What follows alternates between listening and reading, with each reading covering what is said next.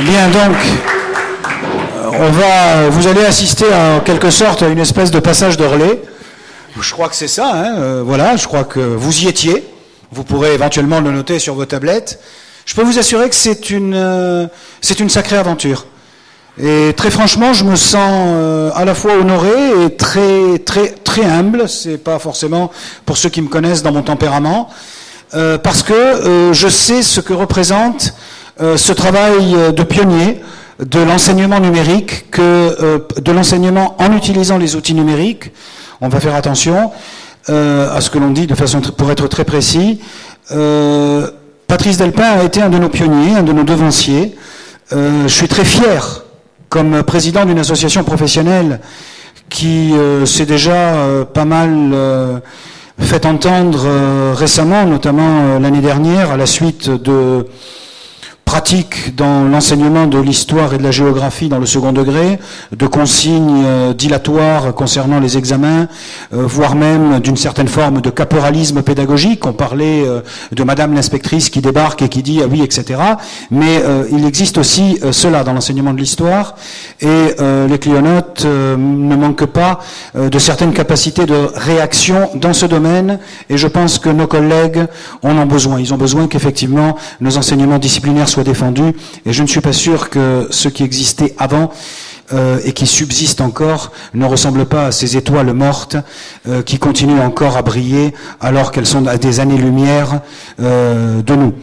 Chacun, en tout cas les professionnels de la profession, auront su de quoi je parlais. La galaxie des clionotes, elle compte, et la galaxie... Patrice Delpin va l'afficher. La galaxie des clionotes, elle compte une nouvelle étoile. Cette nouvelle étoile, c'est Clio Texte, il y a Clio Photo, il y a Clio Tech, il y a Clio Ciné, il y a Clio Carto. C'est aussi une nouvelle étoile qui s'est allumée lors du Festival international de Saint-Dié.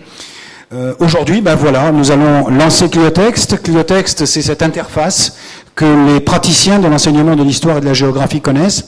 Mais vous, étudiants, si vous êtes étudiant en licence, si vous êtes étudiant en master, vous pouvez aussi trouver des extraits de textes de référence. Alors certes, ce sont des sources secondaires, ce ne sont pas des sources primaires, nous sommes bien d'accord, mais qui peuvent évidemment vous être utiles à la compréhension d'une période historique qui va vous permettre d'illustrer un exposé, de trouver des arguments. Donc je donne la parole pour Patrice Delpin, et puis ensuite je vous expliquerai la démarche qui est la nôtre, et celle à laquelle n'importe qui parmi vous peut participer, peut contribuer, parce que la démarche des clionotes, c'est la démarche collaborative, c'est la démarche participative, c'est aussi une démocratie participative, quoi qu'on en dise. Voilà, à toi Patrice, et merci vraiment au nom de tous, et de toute la communauté des historiens géographes, de la trentaine de milliers de profs d'histoire géo du monde francophone, peut-être 42 000 exactement, si on compte nos amis francophones des terres en dehors de l'Hexagone, pour ce que tu as fait pendant tant d'années, et on va essayer de se montrer digne de ce que tu as fait de façon isolée. Bon, merci Bruno, je n'ai pas fait ça.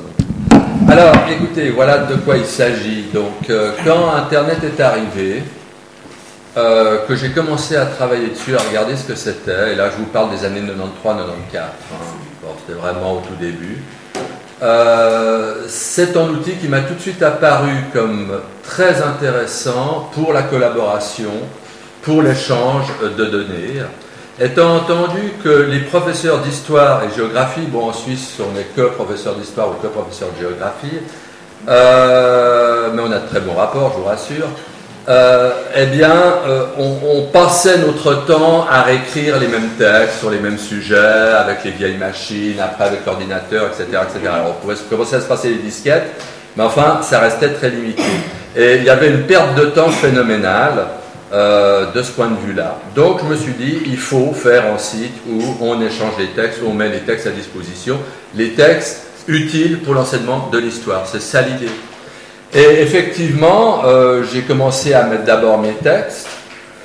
J'en avais 250 pages à A4 pour vous donner l'amplitude de ce que ça représentait. Et ensuite, un certain nombre de collègues m'ont passé les leurs. Et aujourd'hui, on est à 3000 pages A4 de textes utiles à l'enseignement de l'histoire que j'ai classés sur ce site par plus ou moins petits chapitres Je sais pas, bon, si je prends un sujet quand même qui intéresse tout le monde, je sais pas, moi je prends Benjamin Franklin, qu'est-ce que j'avais mis sur Benjamin Franklin? Quelqu'un m'avait envoyé des textes. J'avais même ici, c'est un des rares exemples où j'avais des textes en langue originale ici anglaise, parce qu'en principe tout est en français, mais voilà la traduction, etc. Et la traduction ici, la traduction d'un élève, dans un travail de groupe que j'avais fait dans mon lycée. Le lycée, ça s'appelle Collège à Genève, en Suisse. Et ainsi de suite. Donc on met des textes à disposition et on peut les copier, etc. Problème de la citation, non, pas tellement. Disons, les lois sont ainsi faites, et surtout en Suisse, où la citation de texte est quand même assez libre. Alors, il ne faut pas citer tout le texte, mais si vous citez que des morceaux, des petits morceaux, une lettre dans un corpus de lettres, ça pose évidemment aucun problème. Ce qui est beaucoup plus problématique, vous savez, c'est pour la musique et pour les images. Pour les textes, ça pose peu, disons, de problèmes, avec une certaine limite, évidemment. Donc j'avais mis un nombre de textes énorme, sur à peu près tout sujet, utile à l'enseignement de l'histoire, n'importe qui peut sélectionner, et puis ensuite copier, coller, etc., reprendre le texte, etc. Et alors, l'utilité de ça, avec le temps, c'est que non seulement mes collègues enseignants à Genève sont venus, mais les collègues enseignants en Suisse, les collègues enseignants en France, en Belgique, au Québec. Quelques années après, bon, vous savez, on a commencé donc en 97 à faire le site. Quelques années après, j'avais des collègues d'Afrique. Et encore quelques années après, on a eu notamment avec le développement des classes européennes, des collègues en Allemagne, en Espagne, qui font l'histoire en français. Donc typiquement, un collègue en Allemagne, lui ce qui l'intéressait, parce qu'évidemment on a nos dadas selon les pays plus ou moins forts, lui ce qui l'intéressait, c'était des textes en lien aussi direct avec l'histoire allemande, qui est bien sûr une histoire européenne qui m'intéresse aussi, mais enfin lui il voulait trouver ça, je veux dire, il voulait trouver des textes de Luther, etc. Donc voilà. Donc effectivement, les connexions ont augmenté, et effectivement j'ai raté la coche, parce que si j'avais voulu faire un peu d'argent et mettre des publicités, j'aurais probablement pu arrêter l'enseignement peut-être, non je plaisante. Mais il est clair qu'on est monté jusqu'à 2 millions de visiteurs par an.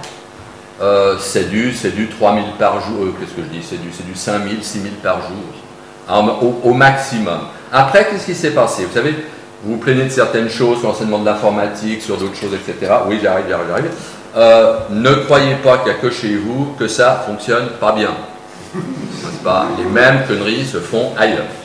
Et même dans un petit pays plus riche, juste à côté. C'est la même chose, c'est les mêmes. Bon. Alors, exemple de bêtises, j'étais hébergé par des sites officiels de l'État de Genève, ça merci pour eux. Bon, moi, mon travail a été fait pro deo gratias, tout a été, j'ai pas touché un centime, pour mettre ces 3000 textes en ligne et tenir tout ce site, j'ai fait ça gratuitement, mais je l'ai voulu, parce que si j'avais eu un contrôleur au-dessus de moi, j'aurais pas fait le 10e de ce que j'ai fait. C'est ça le problème. Bon. Alors ensuite, un serveur de l'État qui m'hébergeait a fermé, je leur ai dit, faites attention, il faudra faire des redirections. Rien à cirer, on n'est pas le même service, on n'est même pas le même département, ils ont tout fermé. Donc tous les liens ont été brisés d'un coup. Qu'est-ce qui s'est passé? On est passé de 2 millions à 200 000. Et depuis on remonte, on en récupère 100 000 par an, on doit être à 900 000, 1 million maintenant en récupération. Mais bon, j'arrive en fin de carrière, j'en ai un peu, excusez-moi ma claque, c'est-à-dire bon. Donc je me suis dit, qu'est-ce qu'on peut faire? Comment ce site peut être pérennisé? Étant entendu que si je le quitte, que personne ne va le reprendre, c'est fini, il est mort. Donc c'est là où j'avais rencontré Bruno, je connaissais les cléonautes, je connaissais leur travail, et je me dis, il faut que ce soit repris par une association qui ne soit pas dépendante de l'État. C'est la même chose chez vous, chez moi, c'est bon. Donc il faut que ce soit repris par une association avec plusieurs centaines de membres, c'est son cas, et ils seront plus dynamiques, ils vont mettre plus de textes, etc. Alors c'est clair que j'avais eu quand même pas mal de collègues qui m'avaient envoyé des textes, en bon historien j'avais tout noté, donc tous les noms sont là, tous ceux qui m'ont envoyé des textes, bon. Mais voilà, depuis quelque temps, c'est vrai que ça stagnait, parce qu'à Genève et en Suisse romande, et ceux qui me connaissaient, on avait fait un peu le plein. Alors maintenant, donc, tu bascules. Je bascule sur les Clionautes. Et c'est toi qui vas le faire. Voilà. D'abord, une magnifique galaxie, la galaxie des Clionautes, du site clionautes.org, hein, c'est facile à trouver, où il y a des cartes, où il y a des photos, où il y a du cinéma, c'est-à-dire des éditos, des critiques, etc., où il y a aussi des critiques Cliotech sur des conférences, ici, etc. J'en passe et des meilleurs. Il y a aussi Clio Facebook. Et puis alors, on a fait Clio trait d'union texte, c'est la toute petite différence dans le nom. Clio texte était en un mot, Clio, muse de l'histoire et texte, et maintenant séparé par un trait d'union. Et voilà le nouveau site. Alors vous avez sans doute remarqué, le côté moins spartiate de la présentation, l'idée de mettre cette fois, alors des photos libres de droit, je précise bien, à côté de chacun des textes, et on retrouvera ici pratiquement tous les textes classés. Voilà, on peut cliquer sur les sous-rubriques et on trouve des textes, par exemple l'axe du mal, voilà, c'était un des textes de discours de George Bush, en seul exemple, hein, je veux dire, bon, qui est repris par les Clionautes, mais presque tout maintenant a été transféré, pas tout à fait, mais on va vite le finir. Et puis, autrement, vous voyez que le site ici, j'ai bon espoir, soit pérennisé. Donc, clio-texte.clionaute.org. Hein. Alors, c'est vrai que pour les maîtres d'histoire, bon, c'est fondamental. Pour les étudiants en histoire, c'est quand même intéressant. Vous avez, alors bon, c'est vrai qu'il y a des textes qui sont peut-être un peu trop, je dirais, enseignement secondaire, des petits textes, il ne faut pas que ce soit trop long, un peu très calibré, mais vous trouvez des textes développés, comme par exemple celui-là, qui est quasiment, bon, le discours, a une bonne partie du discours. Vous trouvez aussi, par exemple, des sites annexes que j'avais mis avec les textes, je les avais obtenus, qui ont été repris. Je vous signale, par exemple, le site annexe Chronique de France. Chronique de France, Jean-Claude Toureil était un universitaire qui avait fait aussi un des premiers sites ainsi collaboratifs, mais à l'université, pour des textes, je dirais, qui avaient en tout cas un aspect beaucoup plus scientifique au départ que les miens. Et j'avais pu reprendre, il m'avait autorisé la reprise, et les Clionautes ont repris aussi ce site. Et là, vous voulez travailler sur... ça va, ça vient? Soucis, blocage. Ah ben, sur l'agriculture, je dirais, de l'Ancien Régime, eh ben, vous trouverez des textes. Ah, ancienne race chevaline, oui, c'est fondamental. Et c'est très intéressant. Vous trouvez des textes bien développés. C'est des sources. C'est des sources avec des références sérieuses qui vous sont données. Donc vous avez là du matériel pour l'enseignement de l'histoire, pour les étudiants en histoire, qui est pérennisé, qui pourra continuer et qui, je pense, va se développer encore plus parce que j'étais quand même assez seul pendant 17 ans. Là, vous avez une association. Enfin, bon, vous avez vu beaucoup de collègues m'envoyer des textes, mais c'est de temps en temps, on m'envoie une série de textes. Là, vous avez une association de plusieurs centaines de personnes qui évidemment a intérêt à développer Cliotext, tiens, géographie dans les Chroniques de France, qui avait intérêt à pérenniser, à reprendre et à développer ceci. Je ne veux pas allonger davantage, l'heure est l'heure, et je laisse le mot de la fin à Bruno. Bien, alors voilà, je crois que ce qui s'est passé, franchement, n'est pas anodin. Je crois que notre collègue qui est intervenue à propos de la culture numérique ou de la culture digitale, je crois qu'elle mesure, parce que bon, elle s'est identifiée comme praticienne, comme collègue prof d'histoire géo. Je crois qu'elle mesure ce que nous faisons. En plus, comme elle est géographe, on a quand même pensé à elle, puisque la semaine dernière, au Festival de Saint-Dié, nous avons lancé de la même façon, mais cette fois-ci, c'était un site complètement inédit. Ce n'était pas une reprise, c'était une création. Vous voyez, on est capable de faire ce genre de choses avec Clio Carto et avec, là aussi, des pionniers de la cartographie numérique comme Jacques Muniga et quelques autres. Alors, pour terminer, parce que c'est le mot de la fin, D'abord, merci d'avoir été là. J'espère qu'on vous a donné, peut-être qu'on a compensé ce que vous aviez perdu et ce que vous avez espéré dans nos champs de compétences respectifs. J'ai bien conscience que quelques-uns parmi vous venaient pour une autre conférence sur une autre thématique, mais vous voyez que quand même nos débats sont toujours actuels. Simplement, l'appel que je voudrais vous lancer, c'est que finalement, vous pouvez tous ici être contributeurs de Cliotext, parce que si vous avez un texte historique qui vous paraît intéressant, une référence, eh bien vous pouvez toujours l'envoyer sur Cliotext. Vous pouvez aussi, parce que c'est quand même important, et là, je reviens un petit peu sur la technique. Cette galaxie que Patrice Delpin a affichée, ça représente plus de 5 millions de visiteurs par an. Ça représente un débit de bande passante. Je ne parle pas de compteurs plus ou moins indexés, je parle de débit de bande passante. Ça représente une bande passante de 47 mégas. Ça représente 17 gigaoctets de données qui circulent.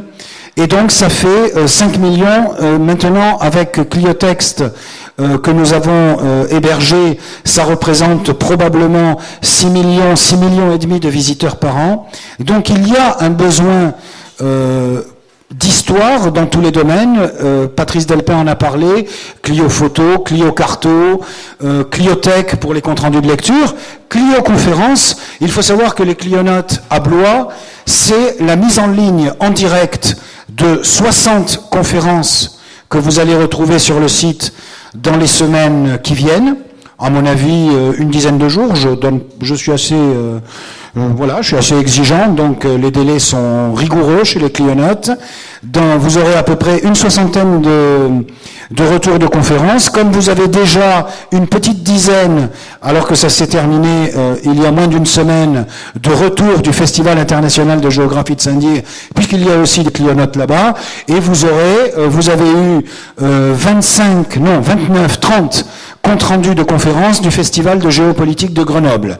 Donc le Clionote, c'est que nous sommes répartis, effectivement, comme on disait, c'est un ministre de l'équipement qui disait ça, nous sommes répartis aux 4 coins de l'Hexagone, ce qui est quand même un petit peu compliqué. Je crois que c'était le fondateur de la DATAR, de la délégation à l'aménagement du territoire, qui avait sorti cette bourde. Mais enfin, peu importe, elle est rentrée dans l'histoire là aussi.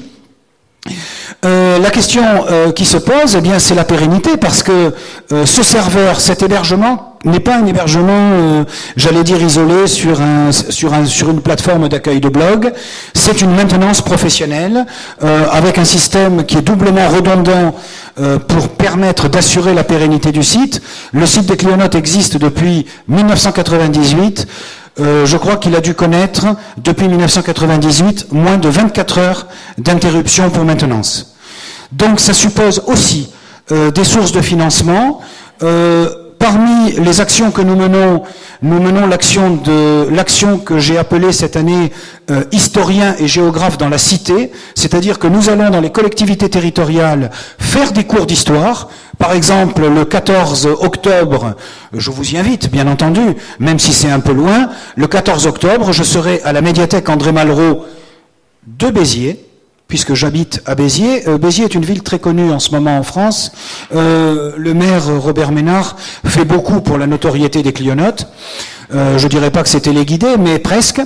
Prof d'histoire géo à Béziers, c'est pas un cadeau, surtout quand vous traitez de certains sujets, notamment la guerre d'Algérie et certains sujets de mémoire. Mais bon, c'est une parenthèse. Eh bien, le 14 octobre, je serai à la médiathèque de Béziers. Je donnerai une conférence qu'on appelle un café géopolitique grand public sur le Moyen-Orient, carrefour géopolitique. Il y en aura d'autres. C'est aussi une des sources de financement des Clionotes, parce que bien entendu, les collectivités territoriales rémunèrent le conférencier, c'est-à-dire en l'occurrence l'association, et nous faisons venir différents intervenants, je pense notamment en décembre, sur la destruction du patrimoine au Moyen-Orient, avec Véronique Grandpierre, qui est une des spécialistes de l'histoire de la Mésopotamie.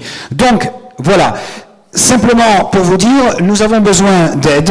Donc vous pouvez au stand 110 des Clionotes adhérer aux Clionotes, les étudiants peuvent adhérer pour 10 €, les profs en exercice peuvent adhérer pour 20 €, je connais le pouvoir d'achat des enseignants, mais je pense que c'est encore accessible. On associe d'ailleurs, parce que c'est une façon aussi de rendre hommage à nos anciens, on associe de la même façon enseignants et enseignants retraités, avec le même barème de cotisation, mais même avec nos petites retraites, et malgré la décote, on peut quand même aussi faire cet investissement. En tout cas, merci de votre attention, c'était un moment formidable, et croyez-moi, excusez-moi, quand j'avais la voix qui se nouait, c'était pas un hasard, je suis très fier de ce qu'on a fait. Merci.